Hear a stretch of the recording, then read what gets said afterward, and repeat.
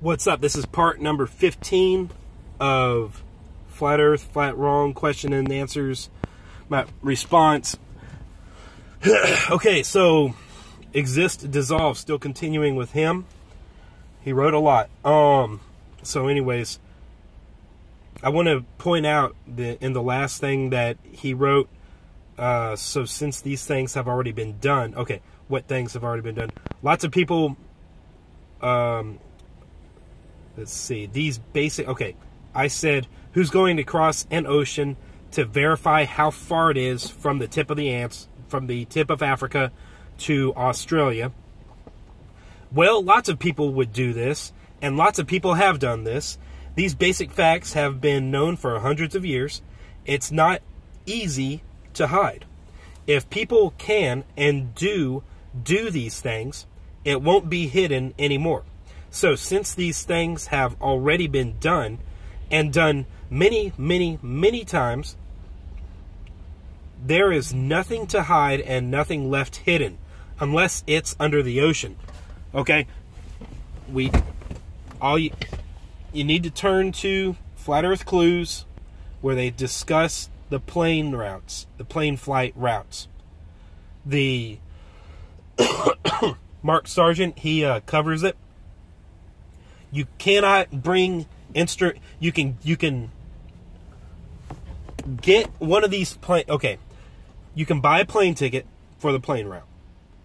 Okay, but well, the problems start before that. Okay, if you can get on one of those plane routes, then from Sydney, Australia to Santiago, Chile, or something, I don't know.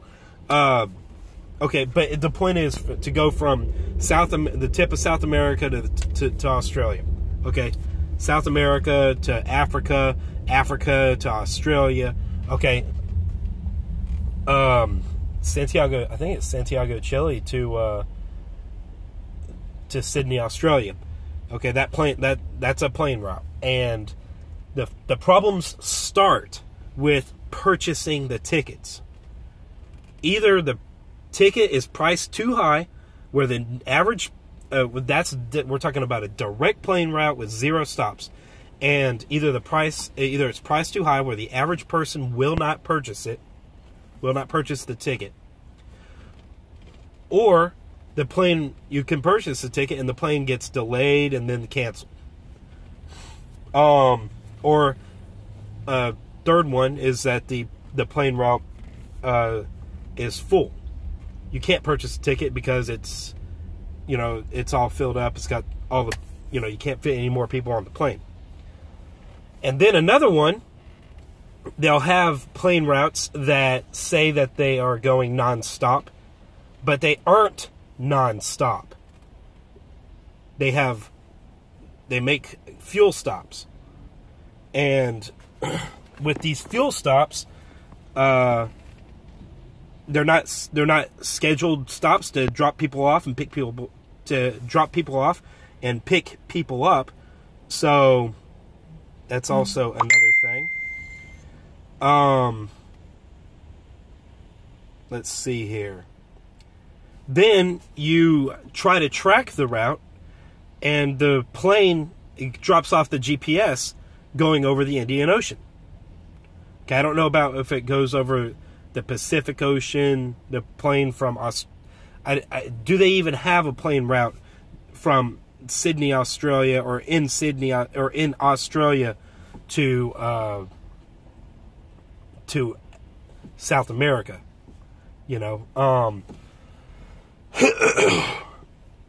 Anyways, let's see here. Let me look up. I've got some photos I want to show you to demonstrate the plane routes. Let's see here. Shouldn't take very long.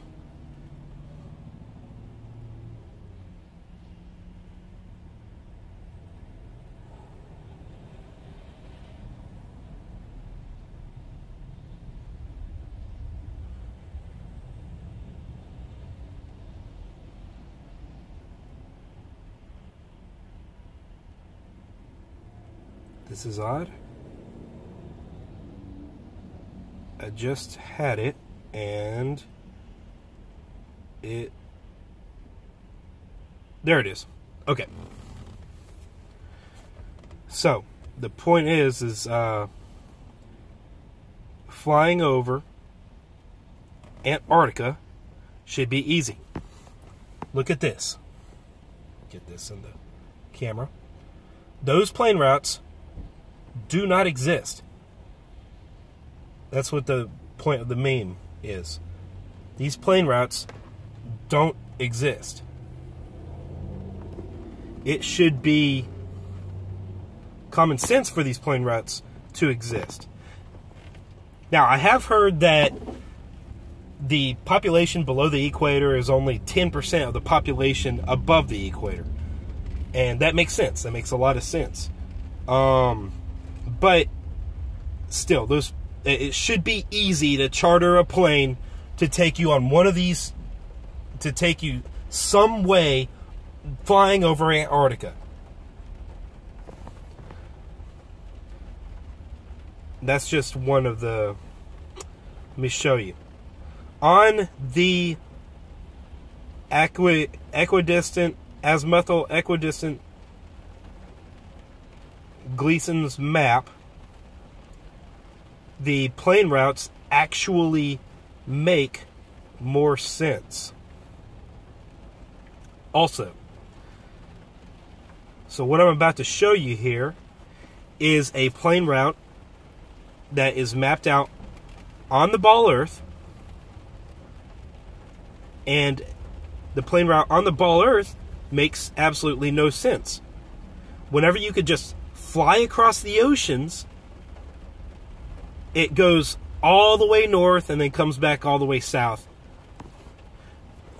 This right here demonstrates the bottom arc is at 5,000 feet.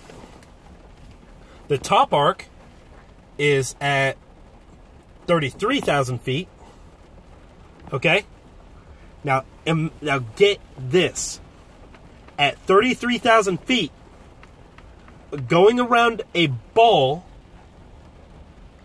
you increase the distance, according to this, by 4 times. Now, I have not checked the accuracy of this to find out exactly what the numbers are, okay? But the point is valid, okay? The point is valid. It's kind of like the inverse square law, where you half the distance and it's 4 times stronger. And the light is 4 times stronger. That's another very interesting meme that applies to this. Whenever they go up into the atmosphere and fly their airplanes, here it is. Whenever they go up into the atmosphere and fly the airplanes, the higher you go around the ball, the higher you go up from the ball, the farther the distance you have to travel.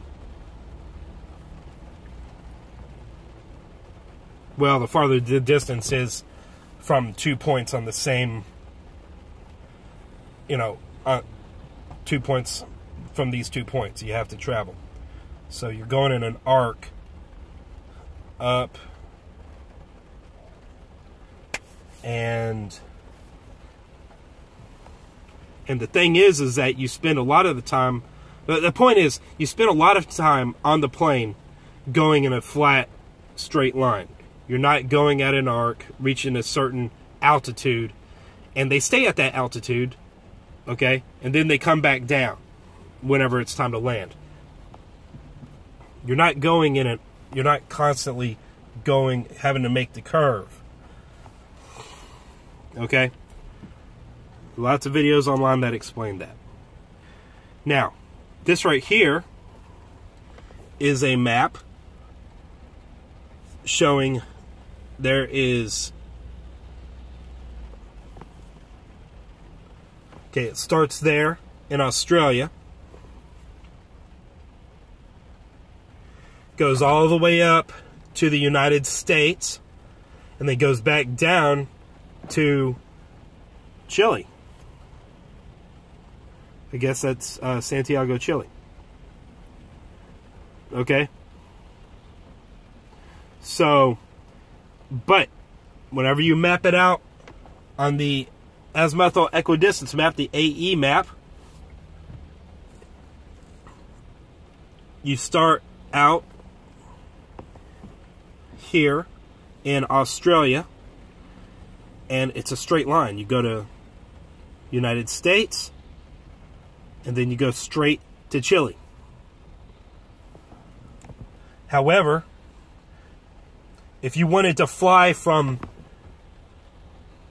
Australia straight over to Chile, the green line, as indicated by the green line, you can't do it.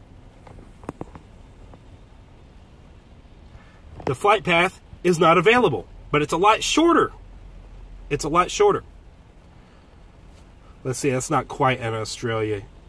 It looks like there was an island there that stops just before Australia. But anyways, that's a perfect example of what I'm trying to demonstrate, or what I'm trying to tell you. These flight paths, you know, people are not crossing all the time. Look at the AE map. If you wanted to go all the way across the Pacific Ocean, the quickest way is in a straight line and to not even go across the Pacific Ocean.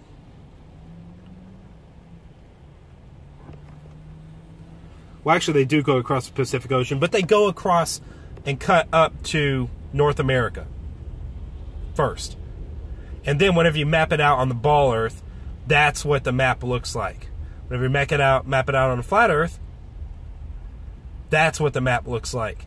A straight line. It's almost straight. Not quite straight. So anyways,